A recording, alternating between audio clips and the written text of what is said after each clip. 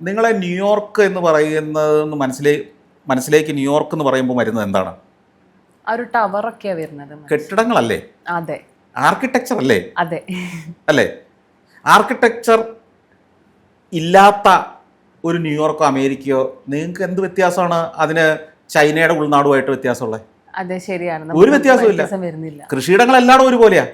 അപ്പോൾ ഒരു രാജ്യത്തെ മറ്റൊരു രാജ്യത്തിൽ നിന്ന്, ഒരു സംസ്കാരത്തെ മറ്റൊരു സംസ്കാരത്തിൽ നിന്ന് വേർതിരിക്കുന്നത് മനുഷ്യൻ നിർമ്മിച്ച ഈ നിർമ്മിതികളാണ്. ഇത് പലരും ചിന്തിക്കാതെ കെട്ടിടം കാണിക്കുന്നു എന്ന് പറഞ്ഞ് വിമർശിക്കാറുണ്ട് സഞ്ചാരം കണ്ടിട്ട്. ഈ കെട്ടിടങ്ങൾ വേണ്ട രീതിയിൽ കാണാത്തത് കൊണ്ടും കെട്ടിടത്തിന്റെ ചരിത്രം എന്താണെന്ന് മനസ്സിലാക്കാത്തതുകൊണ്ടും അതിന്റെ ആർക്കിടെക്ചർ ശൈലിയെക്കുറിച്ച് മനസ്സിലാക്കാത്തത് കൊണ്ടാണ് അത് പറയുന്നത്. അതാണ് ഒരു രാജ്യത്തെ മറ്റൊരു രാജ്യത്തിൽ നിന്ന് വ്യത്യാസപ്പെടുത്തുന്ന ഏക സാധനം. പിന്നെയുള്ള മനുഷ്യനും മനുഷ്യന്റെ സ്വഭാവങ്ങളും. ഈ മനുഷ്യന്റെ സ്വഭാവം മുഴുവൻ നമുക്ക് സഞ്ചാരത്തിൽ കാണിക്കാൻ പറ്റില്ലല്ലോ. തീർച്ചയായിട്ടും. തന്റെ സ്വഭാവം ഒന്ന് കാണിക്കുന്ന പറഞ്ഞ് ക്യാമറ കൊണ്ട് വെക്കാൻ പറ്റുമോ? അപ്പൊ അവന്റെ സ്വഭാവം കാണിക്കും. അല്ല, ശരിയാണ്.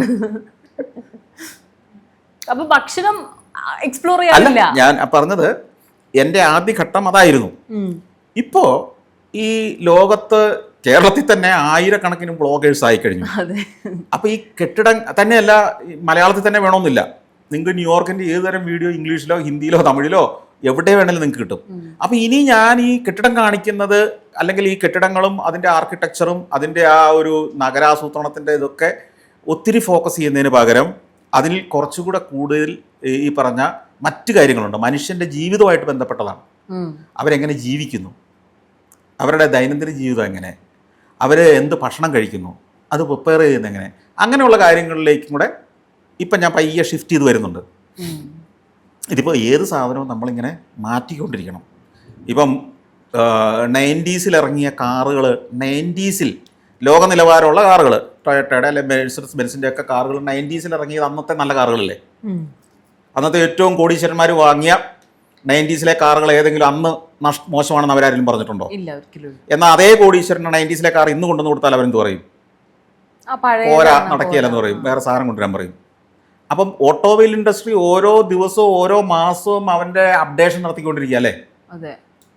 നിങ്ങളൊരു മൊബൈൽ ഫോൺ മേടിക്കുമ്പോൾ 10 കൊല്ലം മുമ്പത്തെ മൊബൈൽ ഫോൺ അന്ന് നിങ്ങൾക്ക് സർപ്രൈസ് ആയിരുന്നു അല്ലേ? അന്നൊരു പുതിയ ഫോൺ ആരെങ്കിലും സമ്മാനമായിട്ട് തന്നാൽ നിങ്ങൾക്ക് ആ സർപ്രൈസിനോ അല്ലെങ്കിൽ ആ എക്സൈറ്റ്മെന്റ് ഒരു കുറവില്ലായിരുന്നു. എന്നാൽ ഇന്ന് ആ പഴയ ഫോൺ കൊണ്ടുവന്നാൽ നിങ്ങൾക്ക് എന്തെങ്കിലും എക്സൈറ്റ്മെന്റ് ഉണ്ടോ? ഇല്ല. എന്ന് പറഞ്ഞതുപോലെ ഒരു പ്രോഗ്രാമിലും ഈ മാറ്റം വരണമെന്നാണ് ഞാൻ ചിന്തിക്കുന്നത്. പക്ഷെ എൻ്റെ പ്രേക്ഷകർ അതിനൊരു തടസ്സമാകുന്നുണ്ട് പലപ്പോഴും. സഞ്ചാരത്തിൻ്റെ ആ പഴയ രീതി, പഴയ ശൈലി, പഴയ ശബ്ദം, പഴയ അവതരണ രീതി തന്നെ വേണമെന്ന് ഞാനൊരു ചെറിയ മാറ്റം കൊണ്ടുവരുമ്പോൾ പോലും ആളുകൾ ഇങ്ങനെ ശടിക്കുന്നുണ്ട്. അതെന്നെ പ്രതിസന്ധിയിലാക്കുന്നുണ്ട്. കാരണം ഞാൻ അതിൽ മാറ്റം വരണം, മാറ്റമില്ലാത്ത ഒന്നുമില്ല. പരീക്ഷണങ്ങൾ നമ്മൾ നടത്തണമെന്ന് ഉറച്ചു വിശ്വസിക്കുന്ന ആളാണ് ഞാൻ. പക്ഷേ നമ്മൾ അതിലൊരു ചെറിയ മാറ്റം വരുത്തുമ്പോൾ പോലും നമ്മളുടെ ഒരു സ്ഥിരം പ്രേക്ഷകർ പലരും അതിനെ എതിർക്കുന്നത് കാണുമ്പോൾ ഞാനൊരു കൺഫ്യൂസ്ഡാണ്. അത് മാറണം. ഇപ്പം ഞാൻ എൻ്റെ ഓഫീസ്, എൻ്റെ ഇവിടുത്തെ സിസ്റ്റങ്ങൾ, ഇതെല്ലാം ഇടയ്ക്കിടയ്ക്ക് എല്ലാം നവീകരിക്കുന്നില്ല, കാലത്തിനനുസരിച്ച് മാറ്റുന്ന ആളാണ്. ഇപ്പം ഞാനൊരു 10 കൊല്ലം മുമ്പ് പണിത കെട്ടിടം പോലെയല്ല ഇപ്പോൾ ഒരു കെട്ടിടം പണിയുക. 5 കൊല്ലം പണിത ഒരു ആർക്കിടെക്ചർ ശൈലി ആയിരിക്കും ഇപ്പം ഞാൻ ഒരെണ്ണം പണിയുമ്പോൾ ഉണ്ടാവുക. ഇതെല്ലാം അപ്ഡേറ്റ് ചെയ്തുകൊണ്ടിരിക്കണം നമ്മുടെ പ്രോഗ്രാംസ്, നമ്മളുടെ ഏത് കണ്ടന്റും ആ ഇമ്പ്രൂവ്മെൻറ്റിന് നമ്മൾ വിധേയമായിക്കൊണ്ടിരിക്കണം. ഇമ്പ്രൂവ്മെൻ്റ് എന്ന് പറഞ്ഞാൽ എന്താ? അതിൽ കാലത്തിനനുസരിച്ചുള്ള പരിഷ്കാരം വരണം, ശൈലി മാറണം, നമ്മൾ പുതിയത് പഠിച്ച് അതിനനുസരിച്ച് മാറണം, നമ്മൾ ഇന്നോവേറ്റ് ചെയ്യണം. ഈ ഇന്നോവേഷൻസ് വന്നാലല്ലേ ആളുകൾക്ക് പുതിയ തലമുറയെ ആകർഷിക്കാൻ പറ്റുള്ളൂ. ഇല്ലേ പഴയ വയസ്സന്മാർ മാത്രം കാണുന്ന ഒരു പരിപാടിയായിട്ട് ഇത് മാറും. അതെ, പുതിയ തലമുറയെ ആകർഷിക്കുന്ന രീതിയിലൂടെ സഞ്ചാരം അല്ലെങ്കിൽ സഫാരി നിലനിൽക്കണമെങ്കിൽ നിങ്ങൾ എന്നെ മാറ്റത്തിന് അനുവദിക്കണം. അല്ലാതെ സന്തോഷ് ജോർജ് കുളങ്ങര ജീവിച്ചിരുന്നതുകൊണ്ട് മാത്രം ഈ സഫാരി സഞ്ചാരം ഉണ്ടാവില്ല. ചിലർ ചോദിക്കും നിങ്ങൾക്ക് ശേഷം ആര് ചെയ്യുന്നു?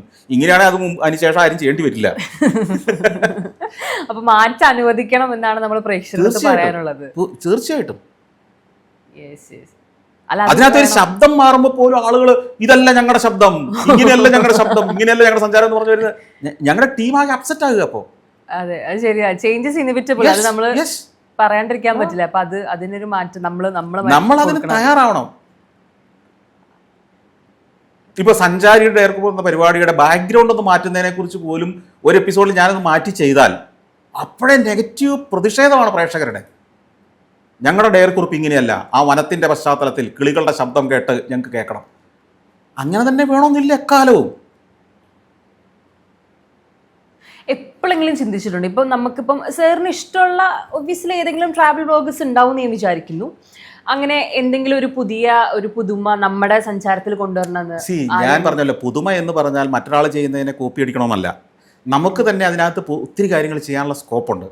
അതിൽ പരീക്ഷണങ്ങളും മാറ്റങ്ങളും ഒക്കെ നമുക്ക് കൊണ്ടുവരണം. ഒരു കൊളാബറേഷൻ പോലെ എന്തെങ്കിലും? ഇല്ല, ഞാൻ അതിന് പരീക്ഷണം ഞാൻ ചെയ്തിട്ടുണ്ട്. ഇപ്പം ഞാൻ കേരള സ്റ്റോറി എന്ന് പറഞ്ഞൊരു പരിപാടി ഞാൻ കഴിഞ്ഞ വർഷം ചെയ്തിരുന്നു. കേരള സ്റ്റോറി എന്ന് പറഞ്ഞാൽ കേരളത്തിനകത്തൂടെ ഒരു സഞ്ചാരമാണ്. അത് എൻ്റെ ശബ്ദത്തിലാണ് ഞാനത് ചെയ്തത്. അത് മില്യൺസ് കണ്ട പരിപാടി, 1 മില്യൺ അടുത്ത ആൾക്കാർ കണ്ടതാണ് ആ എപ്പിസോഡുകളെല്ലാം. അപ്പോൾ അതിൻ്റെ അർത്ഥം അത് ആളുകൾ വേറൊരു കമ്മ്യൂണിറ്റി അത് കാണുന്നുണ്ടെന്ന് സ്വീകരിക്കുന്നുണ്ടെന്ന് അതിൻ്റെ അർത്ഥം. പക്ഷെ സഞ്ചാരം ആ രീതിയിൽ മാറ്റാൻ അതിന്റെ പ്രേക്ഷകർ തയ്യാറില്ല. അതുകൊണ്ട് ഞാനിപ്പോൾ ചെയ്യാൻ പോകുന്നത് സഞ്ചാരം പയ്യെ ഒരു സൈഡിൽ വെച്ചിട്ട് പുതിയ പരിപാടികൾ വേറെ പരിപാടികളായിട്ട് ഞാൻ ചെയ്യുക എന്നുള്ളതാണ്. അതിപ്പോൾ അതിന്റെ തുടക്കമായിരുന്നു ഈ കേരള സ്റ്റോറി. അത് സക്സസ്ഫുൾ ആണ്. അപ്പോൾ ആ മട്ടിൽ നമുക്ക് പരീക്ഷണങ്ങൾ ചെയ്യാം. അതാണ് ഇപ്പോൾ ഞാൻ നോക്കുന്നത്. അപ്പോൾ സഞ്ചാരം ഒരു കാലഹരണപ്പെട്ട പരിപാടിയായിട്ട് പോകും. അത് പോകണ്ടെന്നുണ്ടെങ്കിൽ നമ്മൾ തുറന്ന മനസ്സോടെ സ്വീകരിക്കുക വേണം പ്രേക്ഷകരുടെ അടുത്താണ്. പിന്നെ ഇതുപോലെ തന്നെ ഇപ്പം നമ്മൾ വിദേശയാത്ര പ്ലാൻ ചെയ്യുന്ന സമയത്ത് ഇപ്പം ഇടയ്ക്കൊക്കെ ഞാനും എൻ്റെ ഫ്രണ്ട്സും പറയുന്നൊരു കാര്യമുണ്ട് അങ്ങോട്ടും ഇങ്ങോട്ടും. അതായത് നമ്മുടെ ഇന്ത്യയിൽ തന്നെ ഇഷ്ടം പോലെ കാണാനുണ്ട്. ഇന്ത്യ കണ്ടു കഴിഞ്ഞിട്ട് നമുക്ക് വേണമെങ്കിൽ പിന്നെ അതിനെപ്പറ്റി ചിന്തിക്കാം, ഞങ്ങൾ വെറുതെ പറയാറുണ്ട്. അപ്പം ഇന്ത്യ ശരിക്കും എന്തുമാത്രം എക്സൈറ്റിംഗ് ആണ് ഒരു ട്രാവലർ എന്നുള്ള നിലയ്ക്ക് സാറിന്? എനിക്ക് ഏറ്റവും ഇപ്പോൾ, അതായത് ഞാൻ കുറേ ലോകം കണ്ടതിന് ശേഷം ഇപ്പോൾ എനിക്ക് ഏറ്റവും എക്സൈറ്റ് ചെയ്യുന്ന ഇന്ത്യയാണ്. എന്നെ ഏറ്റവും എക്സൈറ്റ് ചെയ്യുന്ന നാട് ഏതെന്ന് ചോദിച്ചു കഴിഞ്ഞാൽ ഇപ്പോൾ ഇന്ത്യ. കാരണം ഇത്രയും വെറൈറ്റി. പിന്നെ 2, നമ്മൾ ഈ ആധുനികതയുടെ അങ്ങേറ്റം മുഴുവൻ അനുഭവിച്ച് കഴിഞ്ഞിട്ട് തിരിച്ചു വരുന്നതിൻ്റെ ഒരു പ്രത്യേകതയും കാണും ചിലപ്പോൾ. അത് തീർച്ചയായിട്ടും തനി ഗ്രാമീണതയുടെയും എല്ലാ റിയൽ ലൈഫ് എക്സ്പീരിയൻസും എല്ലാം. ഞാൻ നേരത്തെ പറഞ്ഞ ഒരു ചന്തയിൽ ചെന്ന് കഴിഞ്ഞാൽ തന്നെ നമ്മൾ ഈ നൂറ്റാണ്ടിലാണ് ജീവിക്കുന്നത് പോലും നമ്മൾ അത്ഭുതപ്പെടുത്തുന്ന കാഴ്ചകളുമുണ്ട്. എന്നാൽ മോഡേണൈസേഷൻ്റെ കാഴ്ചകളുമുണ്ട്. ഭക്ഷണത്തിൻ്റെ വൈവിധ്യമുണ്ട്. മനുഷ്യജീവിതത്തിൻ്റെ, കൃഷിയുടെ, അവരുടെ ഗോത്രജീവിതങ്ങളുടെ ഒക്കെ വെറൈറ്റി കാഴ്ചകൾ, അനുഭവങ്ങൾ തരുന്നതാണ് ഇന്ത്യ. അത് ലേ ലഡാക്കിൽ കാണുന്നതല്ല കന്യാകുമാരി കാണുന്നത്, നമ്മൾ അരുണാചൽ പ്രദേശിൽ കാണുന്നതല്ല ഗുജറാത്തിൽ കാണുന്നത്. അപ്പം ഇതും മനുഷ്യർ, അവരുടെ സംസ്കാരങ്ങൾ, ജീവിത രീതി, ഭക്ഷണ വൈവിധ്യം, ഇതെല്ലാം ടോട്ടലി ഡിഫറൻ്റ് അല്ലേ? അതൊരു വലിയ എക്സ്പീരിയൻസ് അല്ലേ?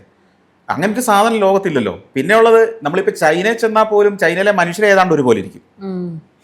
ഭാഷയൊക്കെ അവിടെ വ്യത്യാസമുണ്ട്. മൻഡാരിനല്ല എല്ലായിടത്തും സംസാരിക്കുന്നത്, എല്ലായിടത്തും ഒരേ തരം ഭക്ഷണമല്ല. അപ്പോൾ അവിടെ വ്യത്യാസമുണ്ട്. 10-60 എത്നിക് ഗ്രൂപ്പുകളുണ്ട് ചൈനയിൽ. നമ്മൾ നോക്കുമ്പോൾ എല്ലാം ചൈനക്കാർ ഒരേപോലെ ഇരിക്കും തോന്നുമെങ്കിൽ ഈ വ്യത്യാസമുണ്ട്. അപ്പോൾ ഇങ്ങനെയുള്ള ചൈനയിൽ അടുത്ത ഇന്ത്യ കഴിഞ്ഞാൽ പിന്നെ നമുക്ക് ഏറ്റവും ആസ്വദിക്കാൻ പറ്റുന്നൊരു രാജ്യം ഇതൊക്കെയാണെങ്കിലും ചൈനയാണ്. കാരണം ചൈനയും ഇതുപോലെ തന്നെ ധാരാളം വൈവിധ്യമുള്ളതാണ്. ഇപ്പോൾ സാർ ഇതൊരു റൗണ്ടായിട്ട് നമുക്ക് എടുക്കാം. ഞാൻ ഇന്ത്യയിലെ കുറച്ച് സ്ഥലങ്ങളുടെ പേര് പറയുമ്പം മേ ബി ആ സ്ഥലത്തിനെ പറ്റി, അവിടുത്തെ ഭക്ഷണത്തെ പറ്റിയോ അല്ലെങ്കിൽ അവിടെ എക്സൈറ്റ് ചെയ്യിപ്പിച്ചൊരു കാര്യത്തിനെ പറ്റി സാർ ചുമ്മാ ഒന്ന് പറഞ്ഞാൽ മതി. ഞാൻ എൻ്റെ മനസ്സിലുള്ള എനിക്കിഷ്ടപ്പെട്ട കുറച്ച് സ്ഥലങ്ങളെ പറ്റിയെന്ന് കുറച്ച് സെൽഫിഷ് ആവുകയാണ്, ഞാൻ പറഞ്ഞു പോവാണ്. നമുക്ക് കാശ്മീരിൽ നിന്ന് തുടങ്ങാം. കാശ്മീരിനെ പറ്റി സാറിൻ്റെ ഒരു എന്താ പറയുക അവലോകനം എന്താണ് മൊത്തത്തിൽ? കാശ്മീർ അതിമനോഹരമായ ഒരു സ്ഥലമായിരുന്നു. ഇനിയും അത് മനോഹരമാക്കാൻ പറ്റണമെങ്കിൽ ഒന്ന്, അത് ഒരു 100 കൊല്ലം മുമ്പ് എങ്ങനെയായിരുന്നു ഇരുന്നതെന്നുള്ള പടങ്ങൾ എടുത്ത് നോക്കണം. എങ്ങനെയാണ് മുമ്പേ നമ്മൾ പറഞ്ഞൊരു കാര്യമുണ്ട്, ഒരു നാട്ടിൽ ആ നാടിൻ്റെ സ്വഭാവം പ്രതിഫലിപ്പിക്കുന്ന കെട്ടിടങ്ങൾ ഉണ്ടാവണം. ഒന്ന്, ഇപ്പോഴും കുറേ അവശേഷിക്കുന്നുണ്ട് അവിടെ ആ പഴയ കാശ്മീരി ശൈലിയിലുള്ള ബിൽഡിങ്ങുകൾ. നമ്മൾ സ്വിറ്റ്സർലൻഡിൽ ചെല്ലുമ്പോൾ സ്വിറ്റ്സർലൻഡ് ആണെന്ന് നമുക്ക് തോന്നുന്നത് ആ കെട്ടിടങ്ങളും ആ മരം കൊണ്ട് പണിത ഇപ്പോഴും ആ ആ ഹാൻഡ് റെയിലുകളിൽ പൂക്കൾ പൂത്തൊലഞ്ഞ് നിൽക്കുന്ന ആ മരക്കെട്ടിടങ്ങൾ, ആ ട്രഡീഷണൽ ശൈലി പണിത കെട്ടിടങ്ങൾ, പിന്നിലെ ആ പുല്ലുമേടുകളുള്ള ആ മലനിരകൾ, തടാകങ്ങൾ, ഇതെല്ലാം കൂടെ ചേർന്നല്ലേ. അവരതൊരു 200 കൊല്ലമായിട്ട് ഒരു മാറ്റവും വരുത്തിയിട്ടില്ല അതിന്. അതേപോലെ തന്നെ സംരക്ഷിക്കാൻ നമുക്ക് പറ്റണം. കാശ്മീരിലെ ജനങ്ങൾക്കും ഒരു എസ്തെറ്റിക് ബോധം വേണം. മനസ്സിലായില്ലേ? 2, വൃത്തി. മഹാവൃത്തിയുടെ പല സ്ട്രീറ്റുകളും പല ഭാഗങ്ങളും. ഈ 2 കാര്യങ്ങൾ മാറ്റിക്കഴിഞ്ഞാൽ ഞാൻ പറഞ്ഞത് കാശ്മീരിനെ നമുക്ക് സ്വിറ്റ്സർലൻഡുമായിട്ട് കോമ്പീറ്റ് ചെയ്യിക്കാൻ പറ്റുന്ന നമ്മുടെ ഒരു പ്രോഡക്റ്റാണ്.